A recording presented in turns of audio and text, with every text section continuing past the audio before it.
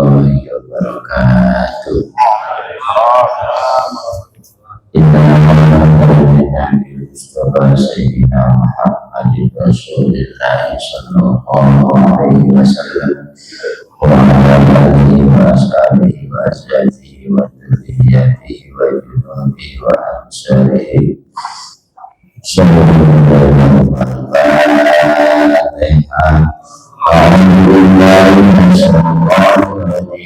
Bismillahirrahmanirrahim. Alhamdulillahirabbil alamin. Arrahmanirrahim. Maliki yaumiddin. Iyyaka na'budu wa iyyaka nasta'in. Ihdinas siratal mustaqim. Shiratal ladzina an'amta 'alaihim ghairil maghdubi 'alaihim waladdallin.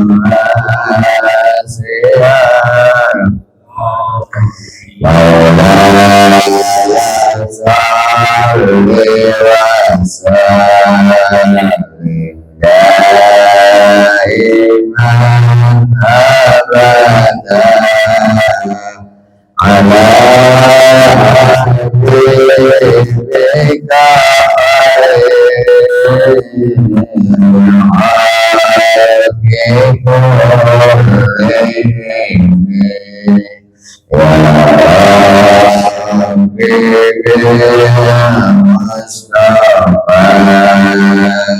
Baligh maqasidana wa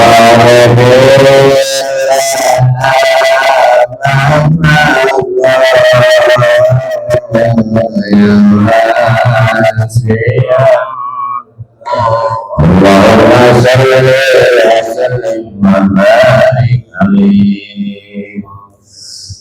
Alhamdulillahilladzi likulli syai'in sababa wassalamu ala sayyidina Muhammadil Mustafa wa ala alihi sahbihi wa baraka.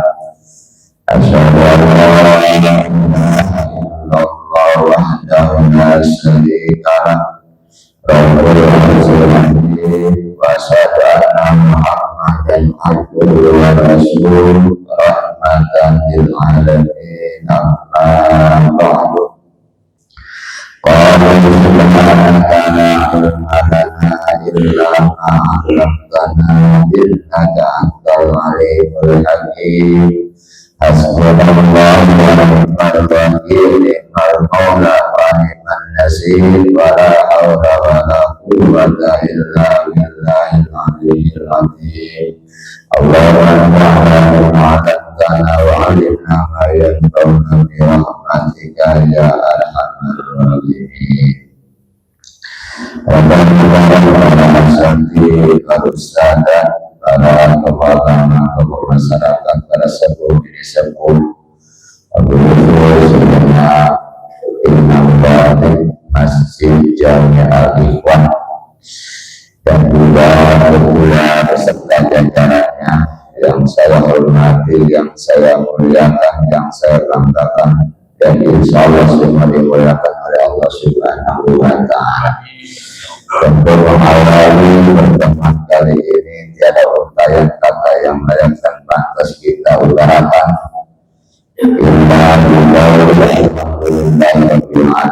Pada malam hari ini Allah masih berikan kesempatan kepada kita bersama-sama berangkat bagi memerintah tanah bersama-sama hadir di tempat ini dalam rangka mengumpulkan sebagian kecil kewajiban kita kepada Allah Subhanahu wa Ta'ala dengan taklim ini.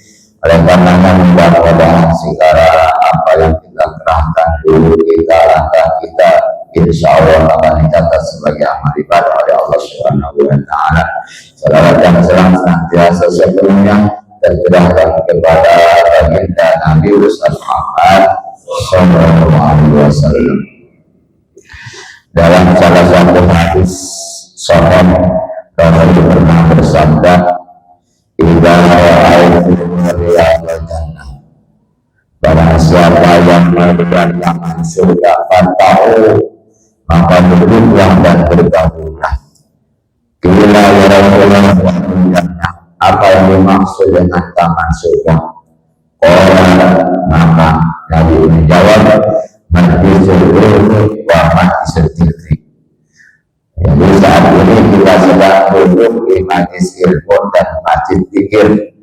Kita sedang duduk di taman surganya Allah Subhanahu wa Ta'ala. Kalau kita di taman surga, mestinya kita senang, mestinya kita gembira, bahagia. Tinggalkan dulu persoalan di rumah tangga, dulu sama-sama di taman surganya Allah Subhanahu wa Ta'ala, karena banyak penyerahan-penyerahan ilmu-ilmu yang kita dapat di taman surga ini. Mudah-mudahan ini miniatur taman surga, insya Allah nanti kita akan bertemu di taman surga yang asli di akhirat bersama baginda Rasulullah Sallallahu Alaihi Wasallam. Makanya jangan ragu-ragu kalau sekali datang kumpul duduk, ini adalah taman surga Allah Subhanahu wa Ta'ala.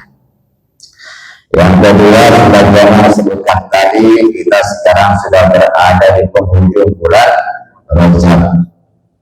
Bulan Rajab, karena ini sudah disebutkan dalam Al-Quran surat At-Taubah ayat yang ke-36. Sudah tidak asing lagi, semua catat.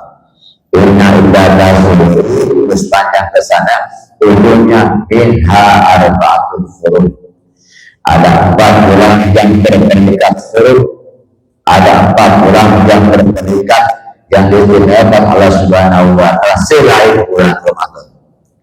Selain bulan Ramadan, bulan yang sangat istimewa, yang sangat agung. Tapi ada lagi 4 bulan yang berpredikat istimewa, yaitu ada 4. Salah satu mutawaliyatun, yang 3 berturut-turut, bahwa tidak termutafarriqatun, cuman yang 1 terpisah. Mana yang 3 berturut-turut? Salah satu mutawaliyatun, Dzulqa'dah, Dzulhijjah, Muharram, bahwa tidak termutafarriqatun, yang 1 kecil, yaitu bulan Rajab. Jadi bulan Muharram, Syawal, Rabiul Awal, Rabiul Tsani, Jumadil Awal, Jumadil Tsani, kemudian Rajab, kesanaga, Dzulqa'dah, Dzulhijjah, Muharram. Ya. Maka saat ini kita berada di penghujung bulan Rajab. Ini menandakan bahwa tidak lebih kurang 1 bulan lagi kita akan bertemu dengan bulan yang sangat agung, bulan suci Ramadan. Nah, oleh karena itu Rasul selalu mengajukan kepada umatnya, bahkan Rasul sendiri setiap masuk ke bulan Rajab tidak berhenti baca doa agar kita sampai di bulan Ramadan. Apa doa yang kita baca di bulan Rajab ini? Dan tidak sabar agar umur kita sampai kepada bulan Ramadan. Apa ya doanya? Allahumma barik lana fi Rajab wa Sya'ban wa barikna Ramadhan wa firlana dzunubana Allahumma barik lana fi Rajab wa Sya'ban wa barikna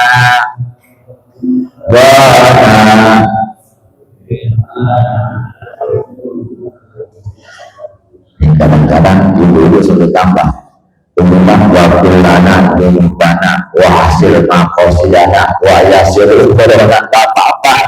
Cuma Rasul kalau sampai Ramadan Rasul Allah barik lana fi Rajab wa Sya'ban wa barikna Ramadana. Ini saking pengen mantaplah di Ka'bah tuh.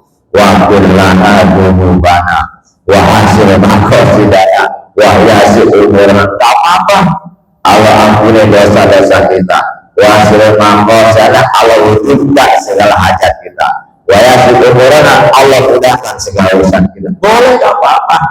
Tapi ini mesti dibaca. Kalau Bapak semua ingin sampai kepada bulan Ramadan, ya Allah berikan keberkahan kami di Rajab di bulan Rajab. Bukan Rajab saja, sebentar lagi masih bulan Sabar. Berkait kami di bulan Sabar. Wa barika Ramadan, sampaikan kami kepada bulan Ramadan, insya Allah jamaah yang sudah baca ini sampai kepada Ramadan. Karena tidak berkemungkinan Pak, siapa tahu di antara jamaah ini yang Allah berikan umurnya puluhan tahun lagi, siapa tahu yang hari Sabat ini Allah berikan hanya beberapa hari lagi usianya, siapa tahu saat ini merupakan tahun yang terakhir buat kita, siapa tahu besok kita meninggal dunia. Tidak berkemungkinan, makanya baca kalau kita pengen bulan Ramadan, wabalikna Ramadan, sampaikan sisa umur saya ini kepada bulan Ramadan 1 bulan lagi. 1 bulan lagi, tidak kemungkinan, siapa tahu kita bulan Sabar nggak nyampe, apa itu Ramadan. Makanya doa ini baca.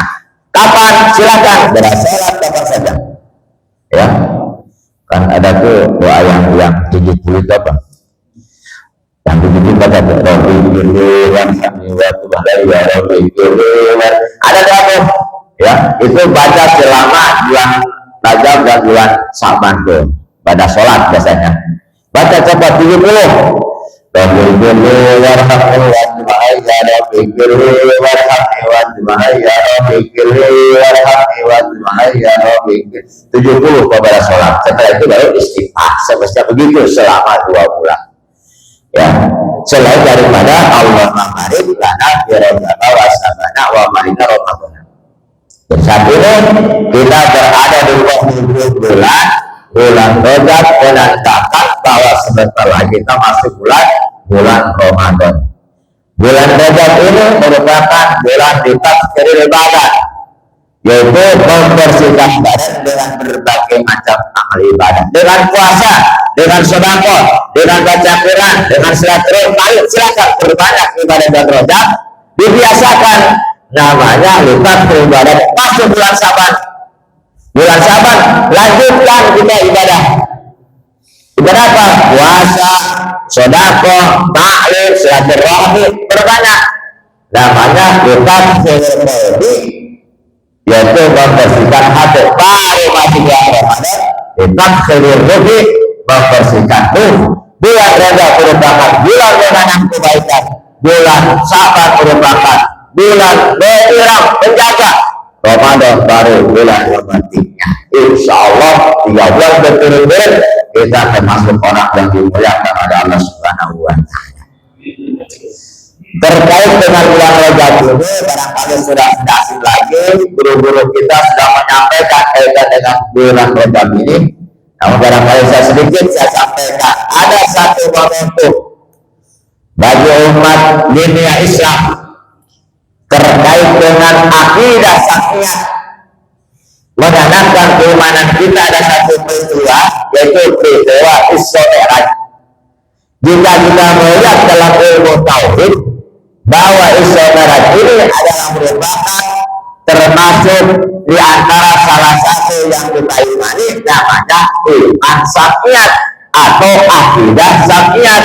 Artinya segala sesuatu yang turun dari langit, artinya wahyu Allah, Al-Quran, apapun yang tercantum dalam Al-Quran, kisah-kisah Nabi dan Rasul, wajib kita imani. Ini namanya akidah syariat dalam ilmu tauhid. Wajib Pak, sebab Al-Quran bicara ya, wajib kita ada akidah olehnya, namanya akidah berkaitan dengan Allah. Kalau kita bicara Allah, maka kita bicara sifat 20 yang wajib dan mustahil. Yang kedua, akidah nabawiyah, kita bicara Nabi dan sifat-sifat Nabi yang wajib mustahil. Yang ketiga, akidah syariat. Akidah syariat itu turun dari langit, artinya wahyu Allah, Al-Quran, wajib kita imani. Termasuk salah satunya adalah peristiwa Isra Mi'raj, sebab sudah tercantum dalam Al-Quran surat Al-Isra ayat 1 sampai ayat 5. Kenapa ini masih terjadi, Pak? Nah ini mau begini Pak, kalau ada salah satu kisah Pak. Ini awalnya Pak, subhanalladzi asra, subhanalladzi, ini dari salah satu ilmu tafsir bahwa subhanalladzi ini adalah dimana ta'ajub, dimana mengagetkan, menggempatkan. Ya ta'ajub, Allah menciptakan apapun dalam ayat tidak pakai subhana. Ketika Allah menciptakan langit bumi yang begitu dahsyat, Allah tidak pakai subhana. Khalaqas samawati wal ardh, tidak pakai. Ketika Allah menciptakan Nabi Adam, Allah pun tidak ada dengan kata subhana. Tapi kenapa ketika Allah ciptakan Isra Mi'raj, Allah ciptakan Allah dengan kata subhanalladzi. Jadi di mana ta'ajub, menggemparkan dunia Islam, mengagetkan. Bahkan kalau kita ada kaget, subhanallah. Begitu ya, melihat sesuatu yang kaget, subhanallah. Kalau kita bersyukur, alhamdulillah. Kalau kita melihat yang yang berbeda dengan yang lain, dan orang yang hitam kecil, astagfirullah, gitu kan, beda-beda. Jadi segala sesuatu yang kita mengagetkan, ta'ajub, aliran subhanallah. Ketika kita misalkan mau jatuh, kecelakaan apa? Inna lillahi, beda-beda. Nah ini ya. Nah ini Isra Mi'raj ini adalah kekuasaan Allah, jangan diterima oleh akal manusia. Dan Isra Mi'raj ini termasuk dalam ilmu khawarikul adat, kejadian di luar dugaan otak manusia, kejadian Isra Mi'raj di luar jangkauan otak manusia. Kalau kita lihat kejadian Isra Mi'raj dari mana? Namanya warid. Ada kejadian di luar dugaan otak manusia atau disebut mukjizat.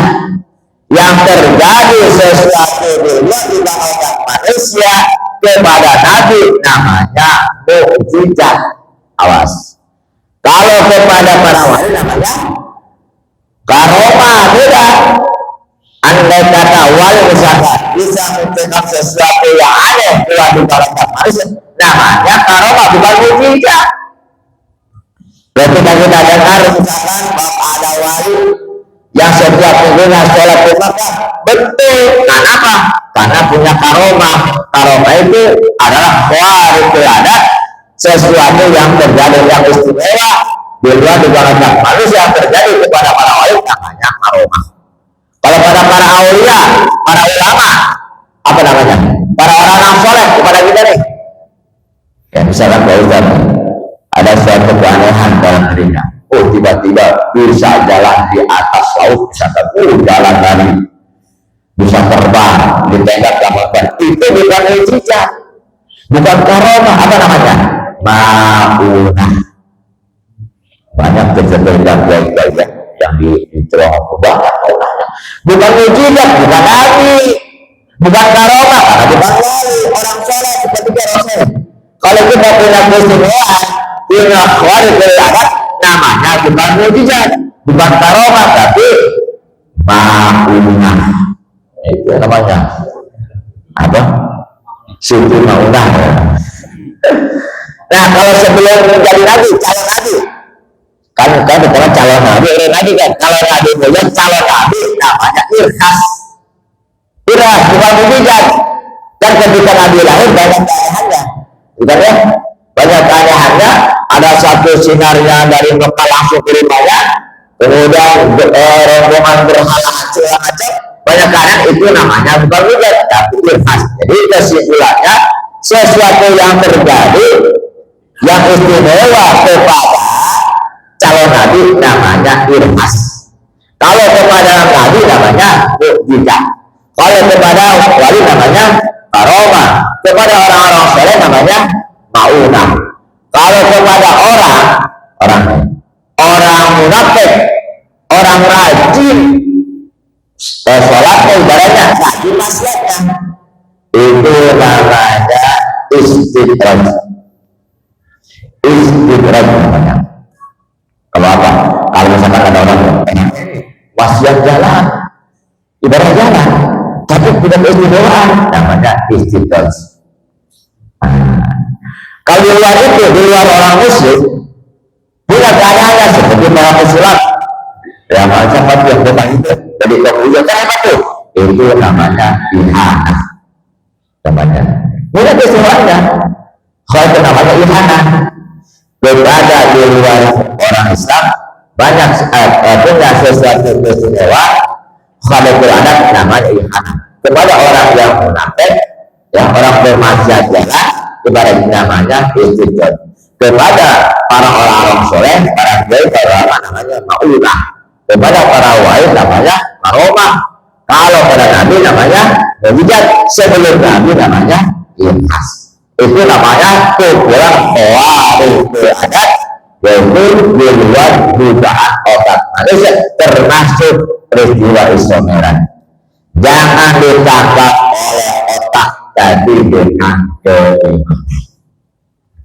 Makanya karena ini subhanallah, ibarat apa bagaimana tadi menggemparkan dunia, menggemparkan umat Islam. Subhanallah maksudnya Allah itu isim mausul, isim Allah. Jadi subhanallah maksud di Allah, Allah itu isim mausul. Subhanallah asra memberangkatkan, berapa nih? Karena peristiwa Isra ini bukan urusan manusia, tapi urusan Allah. Makanya banyaknya bukan saro, tapi asra. Diberangkatkan, Allah memberangkatkan, bukan berangkat sendiri. Beda kalau saro berangkat, asra diberangkatkan, memberangkatkan siapa Allah. Subhan asra diakhiri, diberangkatkan itu apanya? Fisiknya, jasanya apa ruhnya? abdihi fisiknya, bukan rumah. Kita bayangkan Pak, langsung ke Sidratul Muntaha ke sana. Sekarang saya bisa bayangkan, kalau rumah kita bayangkan naik langit satu, terus saya ke sana, tapi di abdihi Rasulul fisiknya, jasanya sama rumah langsung ke Sidratul Muntaha. Ini apa Al-Quran? Lailan Allah ciptakan pada malam hari. Karena malam hari ini punya rahasia. Kenapa tidak siang hari, nahar, sore hari, sobat, pagi-pagi, tapi dalam malam hari ini punya rahasia. Karena peristiwa Isra ini adalah urusan Allah, ya, di luar dugaan orang manusia. Kemudian Allah ciptakan pada malam hari sengaja khawatir ketika kalau berangkatkan Nabi Isra pada Sidratul Muntaha, kemudian umat bagi Rasul ada yang tahu, khawatir tidak beriman, tidak percaya, oleh karena sengaja diciptakan pada saat videonya yang baru Allah berangkatkan Nabi Muhammad. Ini pada satu kita bagian ceritanya Pak. Di segala sesuatu dalam zaman ini kan semua ada di saya Nabi Muhammad. Kenapa Rasul berangkatkan ke langit? Kenapa? Jadi begini, langit dan bumi ini kan ciptaan Allah. Mereka langit dan bumi itu istimewaannya masing-masing. Ketika langit dengan bumi berdebat, kata bumi, langit, aku adalah makhluk yang paling istimewa. Di bawah bumi ada lautan, ada pegunungan, ada penghijauan. Langit ngomong, aku yang istimewa. Aku ini punya planet, punya 700 langit, punya bintang-bintang. Bumi ngomong lagi, begitu selama berdebat-debat, bumi terakhir ngomong, langit, aku punya seorang manusia yang paling istimewa. Siapa? Nabi Muhammad. Langit kalah. Sekalipun kau punya Sidratul Muntaha, kalah bisa jawab. Maka padanya langit berdebat kepada Allah. Ya Allah, ketika aku berdebat dengan diri, aku kalah. Ketika diri kita di bumi ada seorang manusia yang paling istimewa. Tolong ya Allah, angkatlah itu yang nama Muhammad ke langit. Ya, dikabulkan permintaan langit, dikabulkan kepada ya Allah. Tolong yang nama Muhammad angkat kemana ke langit. Tapi Allah kan mampu saja kalau seandainya langsung Rasul diangkat bisa saja. Tapi ini kan perjalanan. Agar bisa dipahami dimengerti karena perjalanan ini mesti ada pakai alat lantaran. Akhirnya Allah turun malaikat Jibril dan Israil. Akhir Jibril, Israil. Ada apa ya Rasulullah? Kalau sekarang Jibril, kalau sekarang stop dulu, turunkan lagi. Israil, stop dulu untuk bagi nyawa. Ada apa ya Allah? Ini bumi ketika berdebat dengan langit kalah. Kita bawa yang namanya angkat ke langit. Tolong, wahai ya malaikat Jibril dan Israil, tolong kau cari apa? Cari kendaraan untuk Muhammad naik ke langit. Kendaraan apa? Kendaraan buruk. Di mana adanya? Silakan kau cari di surga. Cari surga. Ya bagaimana sifat yang buruknya? Kata Allah, wahai Jibril dan Israil, kau cari buruk di dalam surga. Buruknya yang sedang nangis, yang sedang galau buruknya. Akhirnya dia malaikat turun ke surga. Di surga, Masya Allah Pak, dikira buruk 1, 2, dan 3. Puluhan ribu buruk. Sedang senang-senang. Yang menjadi surga sedang gombel segala macam. Dicari-cari nggak ada itu buruk yang sedang galau, sedang mengeluh, sedang nangis. Berkali-kali terjadi ya Allah tidak ketemu. Sudah berkali-kali lagi akhirnya ada di pojokan itu buruk yang sedang duduk, yang sedang nangis, sedang galau. Disamperin dua malaikat, buruk, kau sedang apa? Ya malaikat, aku sedang nangis. Nangisku ini bukan sedang buah-buah, udah 40 tahun aku nangis. Apa yang kau tangisi? Apa yang kau galaukan? Aku nangis ini bukan sembarang nangis. Aku nangis selama 40 tahun. Aku rindu. Aku pengen ketemu dengan salah seorang manusia istimewa namanya Muhammad. Kebetulan berarti Jibril dan Mikail ketemu dengan buruk yang sedang galau sesuai dengan amanat perintah Allah Subhanahu wa Ta'ala, diambil itu buruk. binatang Pak, binatang binatangnya berbeda dengan binatang kita ya, beda jauh sekali dibandingkan dengan kendaraan yang sehebat apapun dalam dunia tetap kalah dengan kendaraan buruk. Ketika naik ke buruk, makin ke buruk, gak terasa apa naiknya, gak terasa.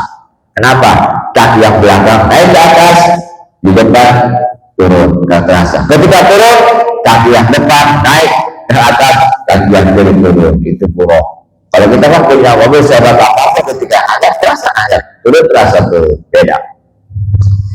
Udah buruk diambil.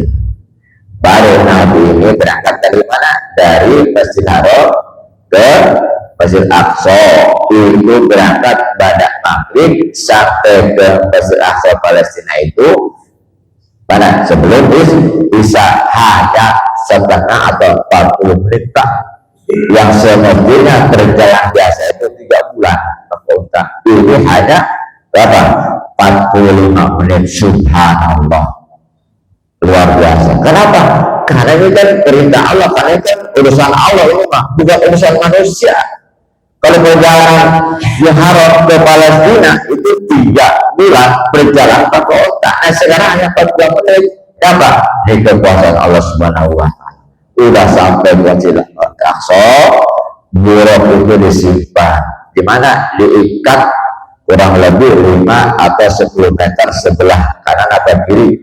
Diikat di situ di tubuhnya ratapan orang-orang Yahudi. Ikat di situ, Nabi sholat bisa berjamaah bersama para nabi yang jadi imamnya. Kemudian setelah Isya masuk di tengah-tengah masjid untuk sekarangnya Rasul di Saudara Heran. Namanya apa? Kubatus Sakro kalau nggak salah itu lain ke satu saya nggak ceritakan nih. Lain ke satu, kedua, ketiga, keempat saya nggak ceritakan. Tapi menurut ilmu astronomi dari yang pertama, kedua itu jauhnya 3.000 tahun tempuh cahaya. Setiap hari lain ke satu, kedua 3.000 tahun tempuh satu sampai ke 7 berarti 3.000 dikali 7 21.000 tahun tembus cahaya, perjalanan tembus cahaya sampai ke langit yang ke-7. Pulang lagi berarti 21, berarti perjalanan Nabi Isra Mi'raj hanya 42.000 tahun tembus cahaya. Luar biasa. Sampai lagi ke-7 turun beda alam. Beda alam sama Pak. Waktu itu Jibril yang belum langsung ke sana, sampai ke sana bertemu langsung dengan Allah, Sidratul Muntaha, bertemu dengan Allah. Kemudian Rasul memberikan penghormatan. Apa kata Rasul? At-tahiyatul mubarakatus sholawatut thayyibatulillah. Itu penghormatan Rasul pada Allah yang sekarang kita baca kita lihat. Itu sejarah ini nih. Kita sudah at-tahiyatul mubarakatus sholawatut thayyibatulillah. Ya Allah, penghormatan segala sholawat keberkahan serahkan kepada Allah. Jawab Allah gimana? Assalamu alayka ayuhan nabi wa rahmatullahi wa barakatuh. Assalamu alayka, keselamatan untukmu ya Rasulullah. Wahai Nabi, ayah Nabi, hanya satu orang, Allah satu orang pada Nabi. Nabi berpikir, ya Allah, aku ini bukan sedang, aku punya umat. Padahal itu Nabi, assalamu alayka, hebatnya Rasulullah. Rasul ingat Pak, berikan aku ingat. Sedangkan Allah bicara assalamu alayka, keselamatan betul wahai Nabi. Tapi Rasul itu pada umatnya dilanjutkan assalamu alayna wa ala ibadillah sholihin, keselamatan buat hamba-hambaku yang beribadah, yang rajin ibadah. Itu hebatnya Rasulullah. Itu adalah peristiwa langsung bertemu. Kemudian jika ceritanya bahwa tugas bukan oleh-oleh ya. Orang bilang misalkan ada bilang oleh-oleh Islam ada bilang oleh-oleh selama oleh-oleh mau belinya di jalan Bapak ke Bandung, kemudian di mana di perjalanan di apa oleh-oleh namanya Ini sholat bukan oleh-oleh. Sholatlah hasil someran, oleh-oleh mari jalan. Hasil someran itu 50 waktu, turun 50 waktu. Mereka pendapat berapa Nabi Yahya, Nabi Isa, Nabi Musa, Nabi. Mereka pendapat setelah modal Madin maka sampai 5 waktu. Kita bayangkan bakal 50 waktu luar biasa. 5 waktu ya, masih banyak orang yang meninggalkan tentang sholat. Ini ya. Nah, Lailan pada malam hari sengaja ketika umat bangsa sedang tidur, sengaja ini rahasia Allah agar umatnya sedang tidur tidak menyaksikan Isra Mi'raj, tidak percaya. Sekalipun demikian Pak, sekalipun tidak ada yang tahu ini umat, tapi ada saja orang yang percaya, tidak percaya, ada yang ragu juga. Makanya dia golongan, satu ada orang yang percaya, yang kedua orang yang ragu-ragu, yang ketiganya orang yang percaya. Pertama, golongan yang percaya kepada Isra Mi'raj pertama kali adalah Abu Bakar. Abu Bakar, sekalipun Abu Bakar bicara, sekalipun Rasulullah lebih daripada Isra Mi'raj, aku tetap percaya. Makanya karena itu yang pertama kali membenarkan Isra Mi'raj Abu Bakar, sehingga Abu Bakar diberi gelar namanya Abu Bakar As-Siddiq, artinya As-Siddiq yang pertama kali membenarkan Isra Mi'raj. Saat itu lagi bergelar Abu Bakar As-Siddiq. Abu Jahal tak percaya, Muhammad manusia biasa, ponakanku, gak mungkin sampai 20 tahun menjadi hanya 4 kedua, gak mungkin gak percaya Abu Jahal dengan cara tersebut. Yang ketiga, golongan yang ragu-ragu, golongan Abdullah bin Ubay bin Salul dari orang kafir Quraisy. Dia ragu-ragu. Kenapa ragu-ragu? Kalau misalkan aku tidak percaya, gak mungkin sebab Rasul dia pernah berbuat bohong. Tapi kalau misalkan aku percaya, Muhammad manusia biasa, makanya aku ragu-ragu. Tuh, sekalipun mereka pada malam hari tetap ada sebagian orang, ada yang beriman percaya, ada yang tidak percaya, ada yang ragu-ragu. Nah, kalau kita umat yang beriman, kalau bagaimanapun, karena sudah terletak dalam Al-Quran, tetap harus kita imani sebab Al-Quran yang berbicara. Lailan minal masjidil haram ilal masjidil aqsa alladzi barakna. Setelah terjadi Isra Mi'raj ini, Allah turunkan keberkahan di sekitar Mekah dan Madinah dan di sekitar Masjidil Aqsa. Apa yang tidak ada Pak di Mekah? Turun kebun yang biasa. Nah ini sekilas adalah peristiwa Isra Mi'raj. Hikmahnya pertama, ketika Rasulullah ini sedang berjuang didukung oleh 2 tokoh, satu pamannya Abu Thalib, yang kedua Siti Khadijah. Makanya ini Isra Mi'raj adalah seolah-olah ini hikmahnya satu, menghibur Rasulullah. Karena pada saat itu Rasulullah sedang galau ketika 2 tokohnya, satu Abu Thalib. Abu Thalib ini tokoh pamannya yang sangat mendukung kepada perjuangan Rasulullah, bahkan pernah mengatakan, andai kata ada orang-orang yang mau mengganggu ini keponakanku, rakai dulu mayatku. Itu Abu Thalib. Sekalipun ketika wafatnya dia beriman. Yang kedua mendukung perjuangan Rasulullah, istrinya Khadijah yang tercinta, seluruh hartanya habis diperjuangkan untuk Islam. Bahkan sampai mengatakan itu Khadijah, andai kata aku sudah meninggal, kemudian dinamakan, dikubur, tolong gali kuburan aku. Kemudian ambil tulang-tulang, kemudian dimakai untuk dijadikan jembatan, berapa untuk perjuangan sampai sebegitunya sedikit.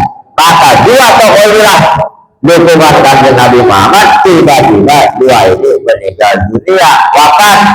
Maka Nabi dalam keadaan duka cita yang mendalam. Dalam sejarah Islam disebut Yaumul Fitri, yaitu hari duka cita. Disitulah baru Allah sebelum Isra Mi'raj terjadi itu, Allah memberikan apa? Hiburan. Hiburan ya. Rasulullah hibur kemana? Isra Mi'raj tersebut dihibur. Satu. Yang keduanya apa? Yang keduanya ini memperlihatkan tanda-tanda kebesaran Allah Subhanahu wa Ta'ala. Ya, sengaja. Ini makanya karena itu Pak, ini tidak bertanggapan dengan otak, tapi dengan keimanan. Kenapa? Sengaja Allah menunjukkan kebesaran Allah Subhanahu wa Ta'ala dengan Isra Mi'raj. Yang ketiganya hikmahnya adalah untuk apa? Untuk memajukan ilmu kedokteran. Jadi ketika Rasulullah ini mau berangkat Mi'raj, maka dalam sejarah Rasul dipanggil dulu oleh dua malaikat, kemudian dibelah bagian dadanya, dikeluarkan segala penyakit hati, ria, takabur, ujub, diberikan bekal ilmu dan lain sebagainya. Maka sampai sekarang ini jadikan satu dasar bahwa ketika zaman Nabi Adam sampai Nabi Isa tidak ada pengobat secara personal, tetapi pada zaman Nabi Saudara sampai sekarang terjadilah itu ilmu kedokteran namanya operasi. Ternyata ini sudah terjadi di zaman Rasulullah. Baru yang keempatnya hikmahnya adalah tentang sholat. Sebelum melanjutkan ada pertanyaan dulu enggak? Baik, Masih ada waktu. demikian tadi materi ini ya yang telah disampaikan oleh guru kita, yaitu tentang perjalanan Rasulullah SAW dari Masjidil Aqsa ke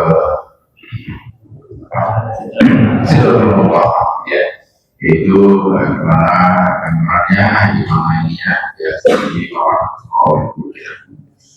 Sampai sini kurang lebih waktu ada sisa 5 menit ya. Mungkin ada jemaah yang ingin bertanya tentang materi, siapa lagi materi kami persilakan. Ya, Pak Profesor.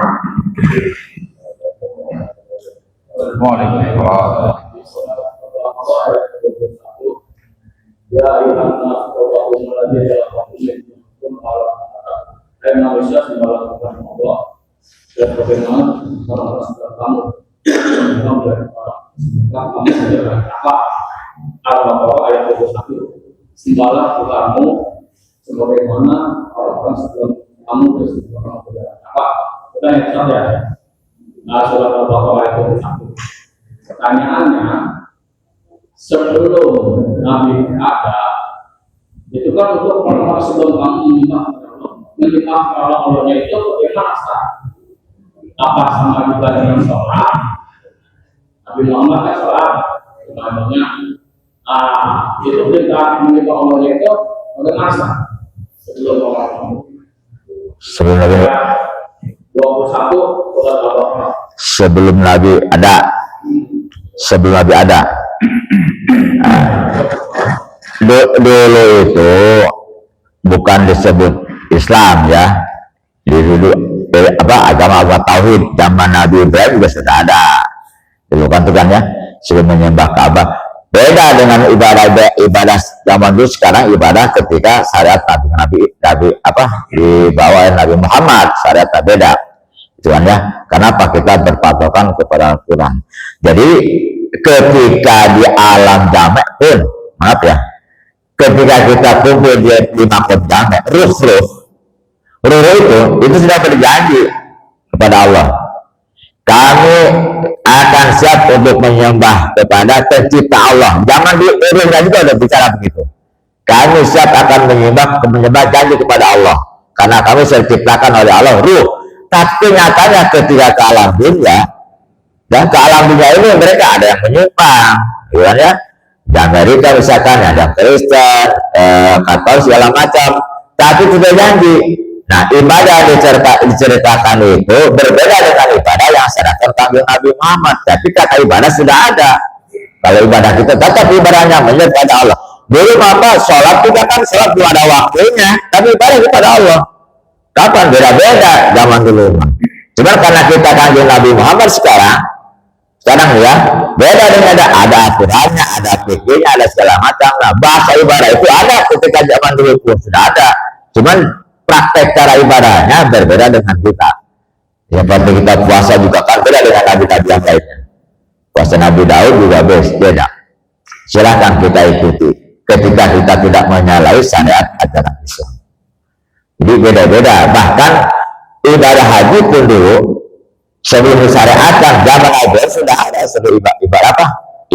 ibadah haji. Nah sekarang karena ini berbeda ibadah haji di penjuru-penjuru, beda-beda ibadahnya. Jadi kalau gambaran kita contoh begini, sholatnya kamu seperti sholat Nabi. Pernah kita lihat sholat Nabi? Pernah nggak? Kan bayangan doang. Shollu kama ra'aitu, sholatnya seperti sholat aku. Kita tahu nggak sholat Nabi? Nggak tahu, cuman kabar doang. Kabarnya Nabi sholatnya, karena sholatnya dijelaskan oleh fikih segala macam.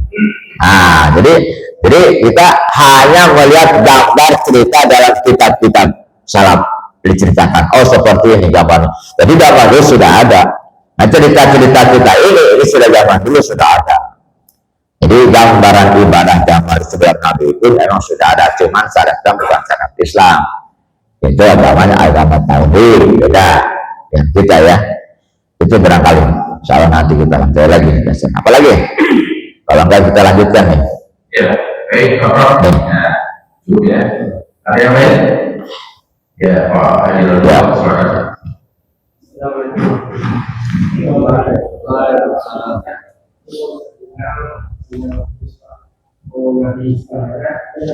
silakan.